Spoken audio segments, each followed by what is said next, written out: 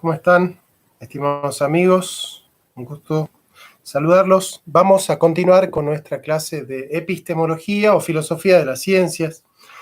En este caso nosotros la diferencia entre el método de la ciencia realista de Aristóteles, que busca partir de la realidad entendiendo que la esencia del ente está en el ente y no la pone el sujeto con su conocimiento, por un lado, y por otro lado la ciencia galileana, que supone que el universal es una construcción de la mente y ese universal, es decir, esas leyes generales, deben ser verificadas en la realidad. Entonces, mientras que Aristóteles parte de la realidad y descubre la ley, Galileo crea la ley con su intelecto y luego busca confirmar si esa ley se sostiene o se cae en la realidad. Y esa polémica va a continuar ahora con el positivismo decimonónico frente a la hermenéutica.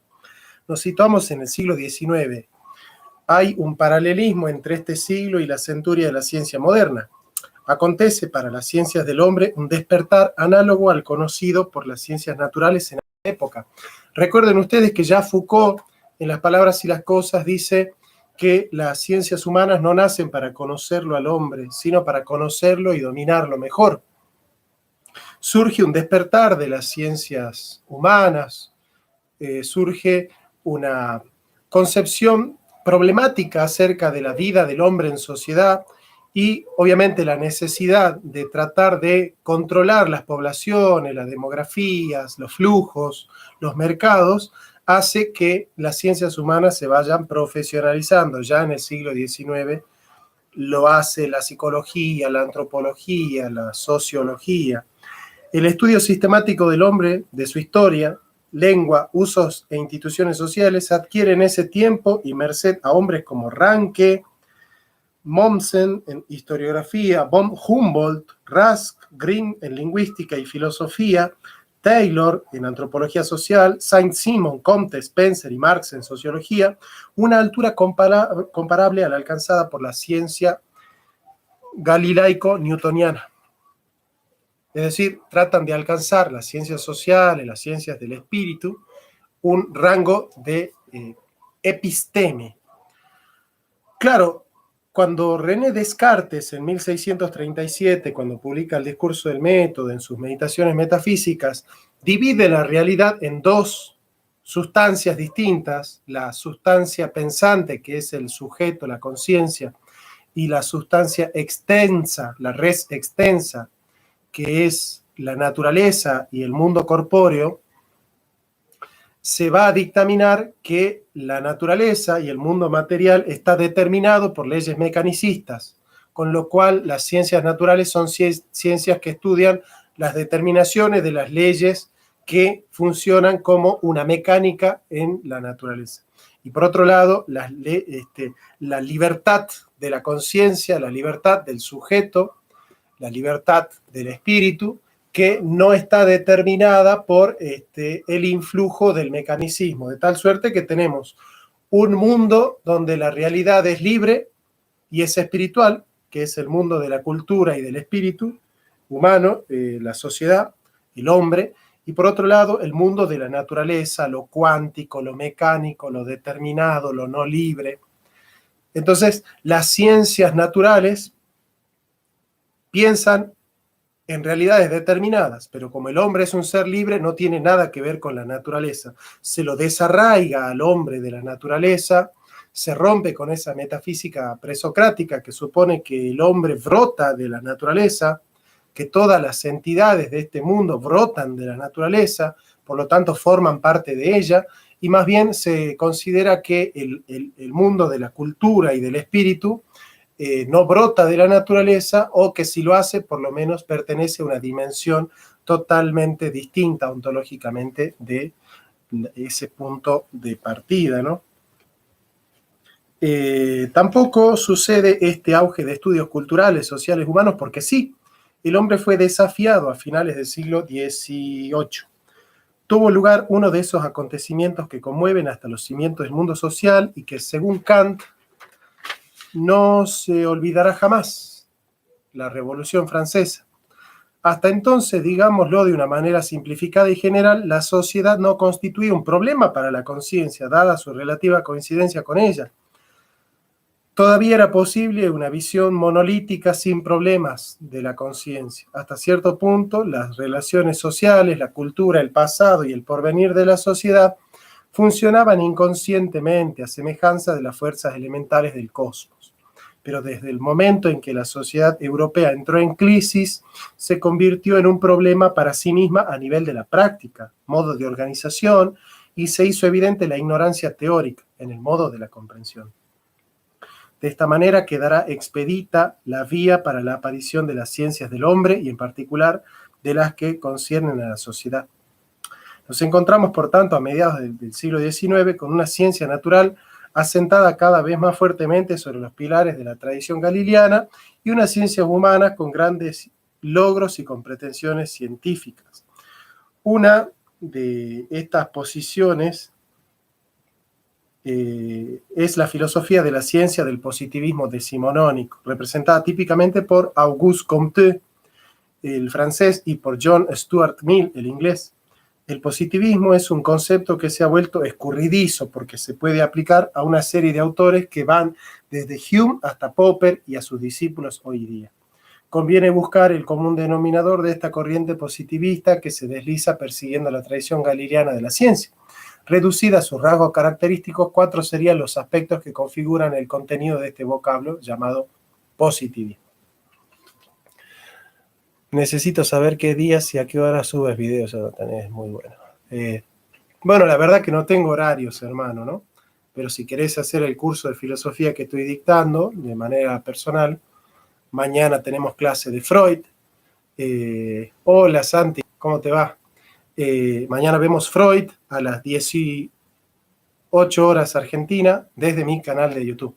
Pero en general lo hacemos desde un Zoom particular y para eso tenés que inscribirte en cursofilosofia.jcr@gmail.com. Características del positivismo decimonónico.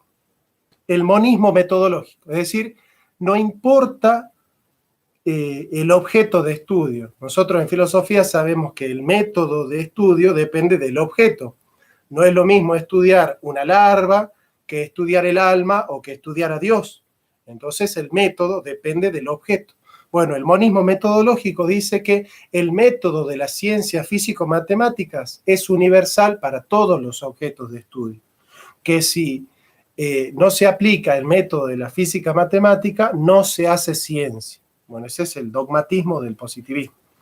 Los objetos abordados por la investigación científica pueden ser y son de hecho diversos, pero hay, como dirá Comte, unidad de método y homogeneidad doctrinal. Es decir, solo se puede entender de una única forma aquello que se considere como una auténtica explicación, Erklärung, explicación científica. Nosotros vamos a ver cómo hay una controversia entre la Erklärung, de ahí viene, por ejemplo, la palabra clero, significa iluminar, ¿no? Clerum, iluminar. Y esto hace alusión, por ejemplo, a la palabra iluminismo, Aufklärung, iluminismo, ¿no es cierto? En cambio, las posturas de la explicación hacen alusión a que hay leyes en la naturaleza y explicarlas significa descubrir su ley, a priori, es decir, construir una hipótesis y verificarla en la realidad. Por eso es un giro a la inmanencia. En cambio, la postura de la Verstehen, de la comprensión, hace alusión a que la conciencia puede penetrar en la cosa y desentrañar el misterio de la cosa en una relación de intervinculación entre la conciencia y el mundo, ¿no? Segundo, el modelo o canon de las ciencias naturales y exactas. Tercero, la explicación causal o Erklärung como característica de la explicación científica. La ciencia trata de responder a la pregunta del por qué ha sucedido un hecho, es decir, responde a la cuestión acerca de las causas o motivos fundamentales entre paréntesis, porque la ciencia Erklärung, hace alusión a las causas inmediatas. En cambio, la filosofía, que es comprensión, busca las causas primeras. Por ejemplo, Sócrates, cuando en el Fedón explica su sorpresa de haber descubierto a Anaximandro y dice, me sorprendí porque he descubierto un filósofo que trata de explicar que toda la naturaleza y la realidad puede ser explicada en virtud de un entendimiento que ordena, organiza y causa a la naturaleza. Me sorprendió y dije, qué bueno que un filósofo pueda explicar la realidad desde un entendimiento ordenador. Pero bien pronto que me emocioné, tuve que desilusionarme, dice Sócrates, porque he descubierto que a la hora de aplicar ese principio, Anaximandro acude a gases, aires y éteres. Y esto es similar, dice Sócrates, a, por ejemplo, que alguien pregunte y diga, Sócrates en el Fedón está sentado hablando de la inmortalidad del alma, condenado a muerte, bebiendo cicuta, por haber enseñado otros dioses, corrompido a la sociedad, a los adolescentes, etcétera, etcétera, etcétera. Acusado de traición a la patria, está condenado a morir y el motivo por el cual él estaba sentado ahí era porque él quería defender su filosofía y no quería escapar, porque él consideraba que uno tenía que cumplir las leyes, aunque sean injustas, por amor a Atenas.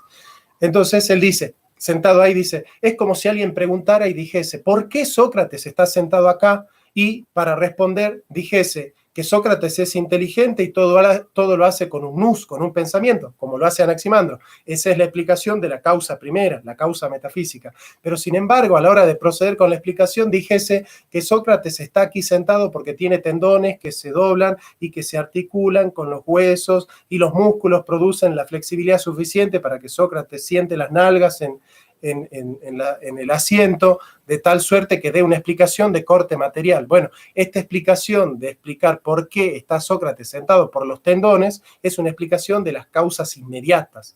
En cambio, explicar que Sócrates está sentado ahí porque ama a Atenas e incluso ama más a su filosofía que a su propia vida es una explicación metafísica de las causas primeras.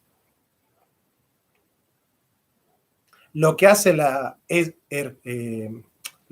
Erklärung, la explicación, es explicar las causas inmediatas. Lo que hace la Verstehen, la comprensión, es explicar causas primeras. La filosofía busca causas primeras, no causas inmediatas. ¿Se entiende? ¿Por qué estoy sentado acá? Y porque tengo rodillas y nalgas. Bueno, pero esa no es una comprensión del problema. Bueno, para ellos explicación es explicar estas causas inmediatas, ¿no? ¿Por qué? Porque hay una negación de la metafísica. Solamente es una explicación causal aquella que explica las causas primeras. ¿Por qué? Porque se ha negado la causa final de Aristóteles, que es la explicación más metafísica de todas, que explica el sentido del ser. El que va a recuperar la pregunta teleológica por el sentido del ser es primero Hegel, que lo hace en la historia, pero sobre todo Heidegger, en Sein und Zeit, ser y tiempo. En Sein und Zeit, Heidegger trata de explicar cómo no se puede comprender el ser si no se entiende el sentido del ser. Reiterar expresamente la pregunta por el sentido del ser.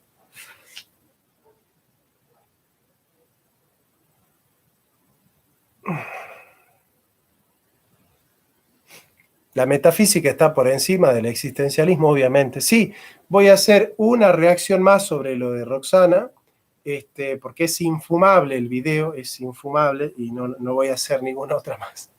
Es infumable realmente. ¿No? Bien. Las explicaciones científicas son, por consiguiente, causalistas, aunque sea en un sentido muy amplio. Si nos remitimos a Comte y a Mill, tal explicación de carácter causal viene expresada también en la búsqueda de leyes generales hipotéticas de la naturaleza que subsuman los casos o hechos individuales. Hay un vocablo alemán que resume y condensa este método científico y es el Erklärung, explicación. En inglés, explanación, traducción a veces por explanación. Bueno, el interés dominador del conocimiento positivista. Quieren dominarla a la naturaleza, quieren controlarla a la naturaleza, ¿no? Y eso lo explica Heidegger, ¿no? En la metafísica imagen del mundo, ¿no? El hombre ya no habita en la tierra porque la técnica ha devorado la tierra, dice Heidegger, ¿no? Eso es muy importante, por ejemplo, entender, porque la técnica lo que hace es hacer de todo fenómeno de la naturaleza y de la vida algo disponible a la comodidad del hombre. Entonces, todo fenómeno que brota espontáneamente, como por ejemplo la vida humana es un brotar. De hecho, la palabra nacimiento viene de natura, naturaleza. y natur viene de nacimiento, y es la traducción latina de la palabra physis en griego, que significa fío, crecer, brotar. El nacimiento, la vida, la naturaleza brotan espontáneamente. Lo que hace la planificación del aborto, que es, por ejemplo, la técnica, la masificación de la técnica, es hacer del control de la natalidad un modo de vida, o sea, que la técnica es un nuevo régimen ontológico. ¿Por qué? Porque no puede suceder el nacimiento o la gestación si no hay una planificación por parte de la técnica del hombre. La técnica del hombre dice, la naturaleza va a ser dominada y controlada por el hombre. Y si el nacimiento es algo natural, debe ser planificado. El hombre no se debe adaptar al brotar espontáneo de la naturaleza. La naturaleza debe adaptarse a los planes y los proyectos de la comodidad, de los deseos del ser humano moderno. Esa es la técnica como modo de un nuevo régimen ontológico. Eso lo explica muy bien Paul Ricoeur. Desde Francis Bacon se plantea esta hipótesis. Todo lo que la ciencia puede hacer fácticamente, debe hacerlo moralmente. ¿Por qué? Porque no puede haber ningún freno ético para el desarrollo de la ciencia. ¿Se puede hacer metafísica siendo materialista? De pronto la pregunta es muy pendeja, pero vi un video similar en el canal de Ernesto Castro. Bueno, en un sentido estricto, no, porque metafísica en griego significa más allá de la physis. En realidad, si sos materialista, sostenés, en términos de Lucrecio y Demócrito y Leucipo, que no existen los espíritus como realidades sustancialmente distintas de la materia, sino que son diferentes degradaciones o sutilezas de la materia. Ese en el sentido ontológico. En el sentido político, el materialismo consiste en que la dignidad del hombre se desarrolla trabajando la materia. Y en ese sentido se puede hablar del espíritu como un epifenómeno de las condiciones materiales. O sea que en el sentido ontológico es imposible hablar de metafísica materialista, pero en el sentido antropológico, ético y político, las éticas semitas, de la cual el marxismo tiene una expresión, sí, es posible. De hecho, Gustavo Bueno era un metafísico materialista, porque no abonaba al materialismo ontológico y duro de Lucrecio, Demócrito y Leucipo, pero sí al materialismo de corte semita, es decir, a un materialismo ontológico que concibe que la vida espiritual del hombre depende de haber trabajado y haberse dignificado en la relación con la naturaleza. Esa es un poco la historia del debate que pasa por los estoicos, que desarrollan colere, es decir, cultura, como la cultivación de la naturaleza. La cultura es la relación del hombre con la naturaleza, y en esa relación se va forjando el sentido de la cultura, digamos, ¿no? Bien, sí. Bueno, Jonathan, saludo a Perú. Excelente definición de la técnica. La dignidad humana sí podría ser un freno ético para el desarrollo de la ciencia, ¿verdad? No, desde el punto de vista positivista no hay ninguna comprensión ética que pueda ser un freno para la ciencia. Todo lo que la ciencia pueda hacer, lo debe hacer en nombre del progreso. Es decir, no hay ningún razonamiento ético que pueda frenar el desarrollo de la ciencia para el pensamiento positivista. Obviamente, la expresión del pensamiento positivista en política es la socialdemocracia, de la cual Roxana Kramer es una expresión, ¿no? La socialdemocracia, digamos. O Gloria Álvarez. La socialdemocracia y el neoliberalismo son positivistas los dos. Bueno, un regalito de paso ahí. Desde Bacon, ciencia et potentia in idem coincidunt. Esto significa la ciencia y el poder son idénticos. Auguste Comte pondrá el énfasis en la predicación de los fenómenos. Su voir pour prévoir es todo un indicador del interés que guía el conocimiento positivo. El control y el dominio de la naturaleza constituye el objeto de dicho interés. La amenaza que le ronda es cosificar, reducir a todo objeto, hasta el hombre mismo, en cosa, ¿no? Esto lo van a desarrollar muy bien Theodor Adorno y Max Horkheimer en Dialéctica de la Ilustración, ¿no? Que es la razón instrumental, es decir, que la racionalidad se convierte en un instrumento para fines no racionales, y eso termina en Auschwitz, dice, ¿no? Adorno y Horkheimer. Muy bien. hacen muy bien. De hecho, hay una crítica de Adorno a Heidegger, al segundo Heidegger, muy interesante. Justo hoy recibí la recomendación de este canal y vaya joya que encontré. Bueno, gracias José, muchas gracias. Saludos, profe, soy de México y egresado de la licenciatura en física. Le digo solo por mencionarlo, al escucharlo a usted, me sentí avasallado por el saber que usted comparte en la escuela, no lo cuentan. Pues bien, no, es decir, yo estoy de acuerdo en que la metafísica debe partir de una física concreta. Nosotros acá en la Argentina tenemos a Héctor Mandrioni, un gran filósofo de la naturaleza, un gran filósofo de la física, ¿no? Y bueno, ya se murió Mario Bunge, pero bueno, él no pertenecía a la escuela que yo pertenezco. Este positivismo científico va a pretender hacer ciencia social, histórica, económica, siguiendo la tipificación ideal de la física matemática como ciencia tucuj, digamos. No será pues extraño que Comte quiera hacer física social por ciencia de la sociedad o sociología, lo que va a hacer después Durkheim también.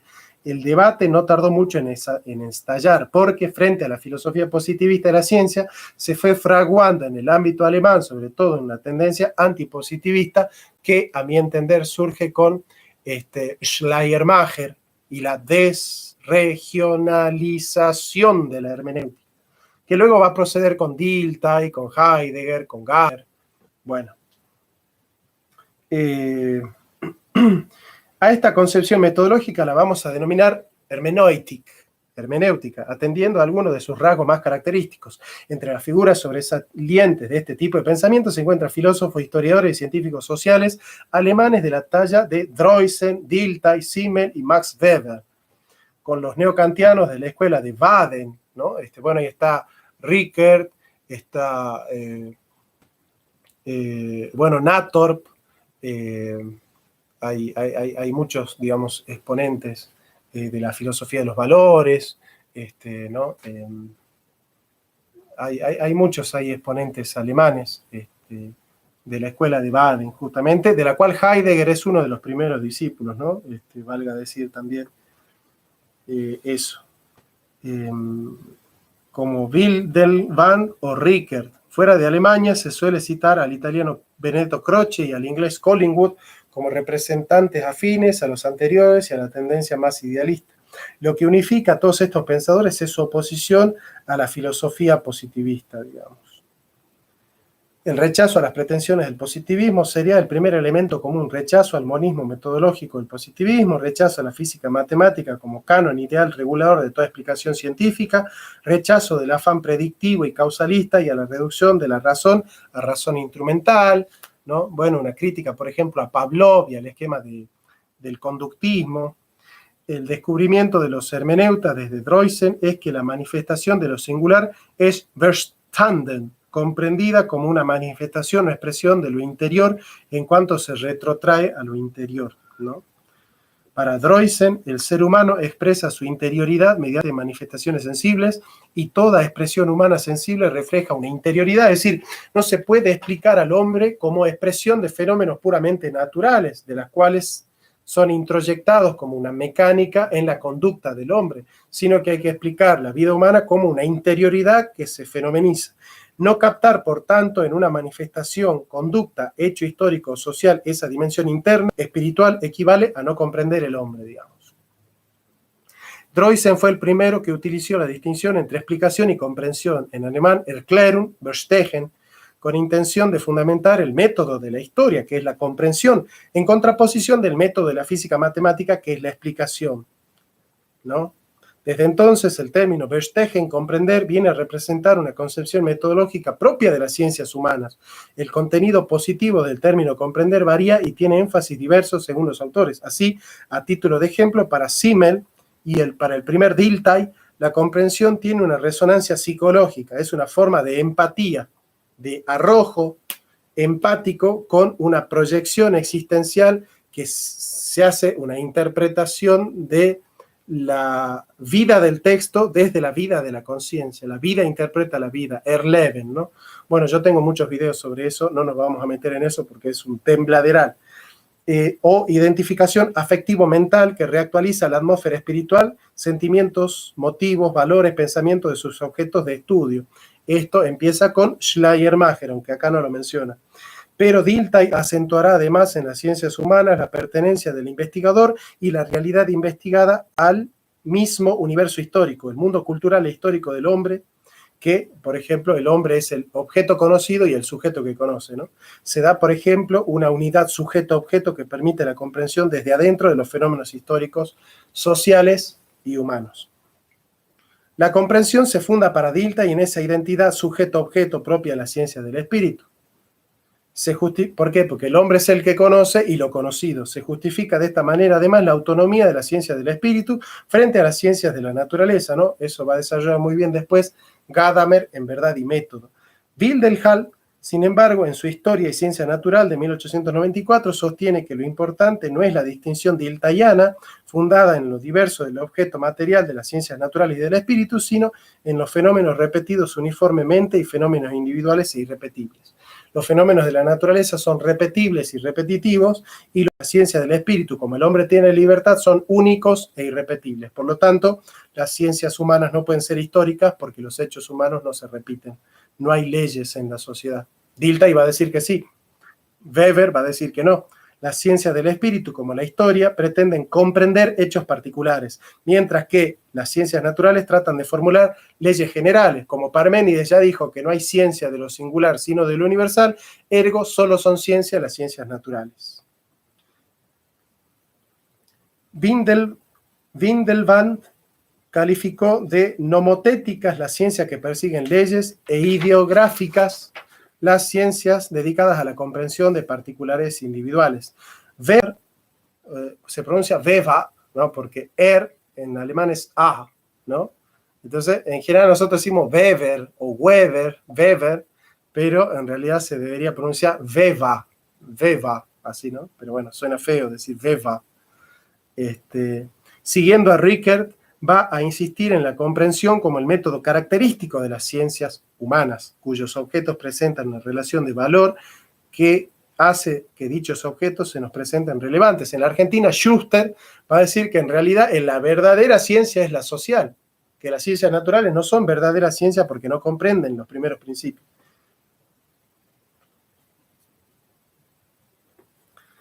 En esta significatividad, donde se identifica el sujeto y el objeto, el investigador llega a la comprensión de tal significado porque puede comparte con el objeto los valores que atribuyen el significado. El último Dilthey insiste en que Verstegen no es solo un conocimiento psicológico, sino la comprensión del espíritu objetivo, como dice Hegel, en cuanto a objetivación sensible, histórica en realizaciones culturales del espíritu o vida humana, ¿no? Acuñando una frase expresiva y brillante, diría que el espíritu solo puede comprender lo que ha hecho. Bueno, eso de la vida comprende la vida es la Aufhebung, de la que habla Hegel mucho, ¿no? Que ahora no nos vamos a meter porque ya en mi canal de YouTube tienen muchas clases sobre Hegel. Profesor, ¿qué libro recomendaría usted para formar un conocimiento vasto en metafísica? Bueno, 4. La metafísica de Aristóteles, la Suma contra los gentiles de Santo Tomás de Aquino, la crítica de la razón pura de Kant y la fenomenología del espíritu de Hegel. Si una ciencia es hermenéutica, como establecemos cuál interpretación es más válida que otra, ahí se da el juego de las interpretaciones, la lucha de las interpretaciones de la que va a hablar mucho Paul Ricoeur, ¿no? De todo este esfuerzo por precisar una filosofía de la ciencia que no caiga en las redes del positivismo y haga justicia a la peculiaridad de la realidad humana, ergo de las ciencias humanas, culturales o del espíritu, una cosa queda claro: el rechazo a aceptar el modelo de la explicación científica triunfante en Occidente desde Galileo. Hay una recuperación de la tradición aristotélica a través de Hegel. Para ciertos filósofos, la explicación científica consiste en procurar que los fenómenos sean inteligibles teleológicamente, más bien que en determinar su predicabilidad a partir del conocimiento de sus causas eficientes, ¿no? El debate iniciado con la relación antipositivista de finales del siglo XIX no concluye aquí, es más bien el comienzo de una polémica incesante hasta el día de hoy y que vamos a seguir continuando en la próxima clase, donde hablemos de la polémica entre el racionalismo crítico y la teoría crítica. Bien, vamos a sacar ciertas conclusiones, entonces. Todo esto comienza con la división de las dos res que hace Descartes, porque en realidad el hombre forma parte de la naturaleza. El hombre no es algo totalmente distinto, no es lo otro que la naturaleza. El hombre es un ser natural, porque parte constitutiva de la esencia del hombre es el cuerpo, que está, que tiene leyes naturales, pero también el espíritu humano tiene leyes naturales. No hay una oposición entre naturaleza y espíritu. Ese es, digamos, el primer error de la modernidad, porque al sostener que la naturaleza es no libre y mecánica y el espíritu es totalmente libre y no determinado, entonces, de alguna manera, la metodología del estudio de la naturaleza se hace a través de leyes de la determinación y el estudio de la ciencia del espíritu se hace a partir de la particularidad de la comprensión. Bueno, lo cierto es que en el espíritu hay ciertas leyes espirituales y en la materia existe también la posibilidad del azar, ¿no? Eso lo desarrolla muy bien Edith Moore, pero lo importante de esto es entender que entre la materia y la forma, entre el cuerpo y el alma, entre la naturaleza y el espíritu, hay continuidad y no discontinuidad. Hay una relación de mutua influencia e influjo y no una ruptura total. Esto en la antropología va a generar que el hombre es pura conciencia en el dualismo y el cuerpo del hombre no lo determina en su esencia, porque la esencia del hombre es el puro yo. Esto lo desarrolla Descartes en Meditaciones Metafísicas. Bueno, este divorcio entre el alma y el cuerpo impide la conexión entre el conocimiento sensible y el conocimiento inteligible, que supone la articulación del cuerpo con el alma, porque los sentidos están en el cuerpo y el entendimiento está en el alma. Esta discontinuidad entre el cuerpo y el alma se va a proyectar al mundo como discontinuidad entre la naturaleza y la cultura, y esto va a generar esa disrupción y va a generar, por ejemplo, la esquizofrenia que relatan en un maravilloso libro del cual voy a dar un curso próximamente, de Deleuze y Guattari, que se llama Esquizofrenia y Capitalismo, ¿no? Bueno, estoy abierto a sus preguntas, si es que las tienen. Nada, mi interés era dejar claro esto porque me interesa tener las bases suficientes como para que entendamos el valor de por qué debemos recuperar a Aristóteles, digamos, ¿no? Y sobre todo al exponente más grande del aristotelismo, que es Santo Tomás de Aquino. Así que, bueno, si no hay ninguna otra pregunta, los invito a suscribirse y si quieren participar del curso de filosofía que mañana vamos a dar Freud, se suscriben entonces me escriben un mail a cursofilosofia@gmail.com. Les mando un abrazo grande y nos vemos pronto con más